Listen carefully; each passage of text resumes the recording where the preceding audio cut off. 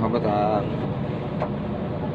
ang aming alaga, since sa amin tong tindahan na to, dito na to tumira sa amin to, pusa na to. Ben, tingin ka doon, Ben. Ben!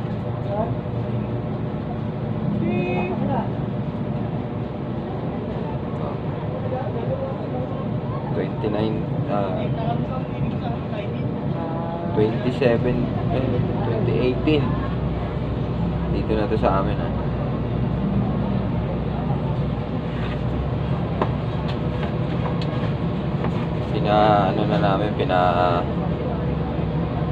pinakapon para hindi na siya magbuntis pa. Ito yung palatandaan niya pagka na kapon na siya. Ito yung tenga niya is may cut ng konti. Ayan, may cut na siya dyan. Ayan, dito yung cut niya.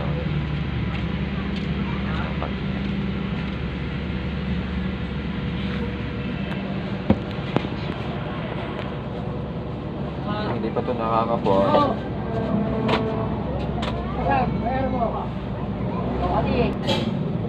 Hindi pa ito nakakapon. Almost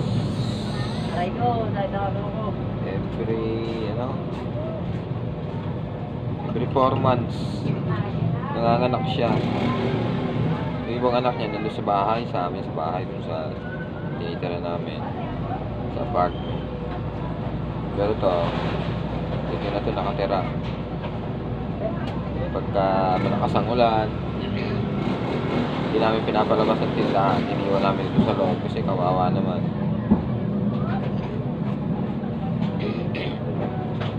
Pagka gantong wala namang ulan, pinapalabas namin siya. So, ayan siya.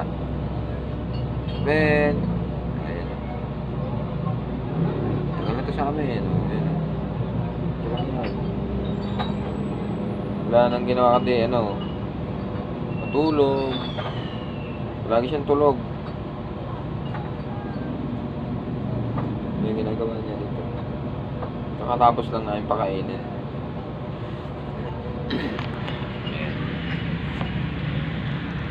Ben, ito yung tenga niya, may tabas. Parang may gupit ba? Ayan. May gupit na yung niya. Yan ang palatandaan pagka siya yung pinakapon na ba? Diba? Napakaamo ng mukha niya. Napakaamo ng mukha niya.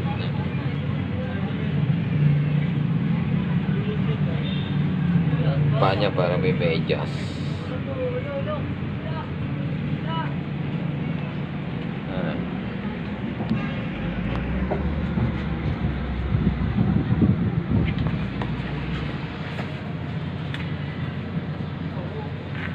Yun ang kasama ng asawa ko rito pagka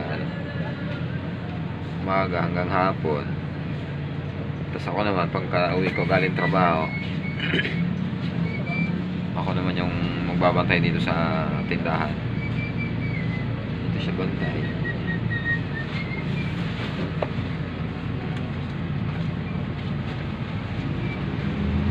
Ako lang.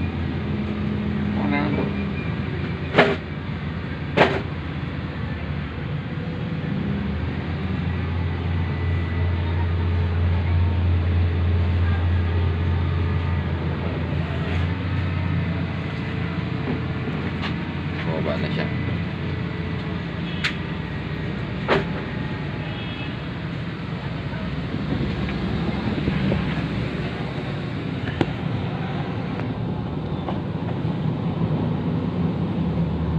Lagi yan dito. Siya pumapwesto lagi sa upuan. Napakain din namin. Dito sa bahay namin daming anak yan doon. Siguro mga yan 12 pieces yung pusa namin sa bahay. 12. Tapos yung iba, ano na, yung pakapon na yung iba.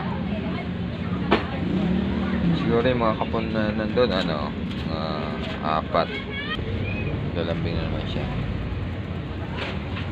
Ay, ka dito. Dito ka. Ay, ka dito. Kat. Mig. Mig. Ay, ka dito. Dito ka. Dito. Dito. Ay, ka dito. Kat. Ay, ka dito. Dito.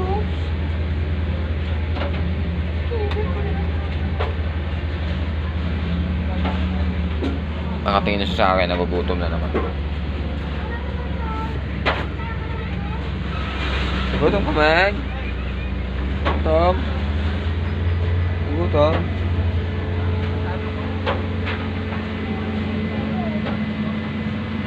Nagugutom siya, nagugutom.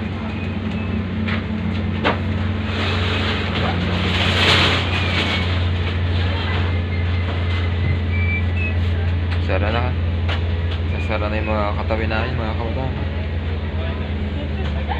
Back to normal na naman. Kasi matumal na naman. Ito, Meg! Hey!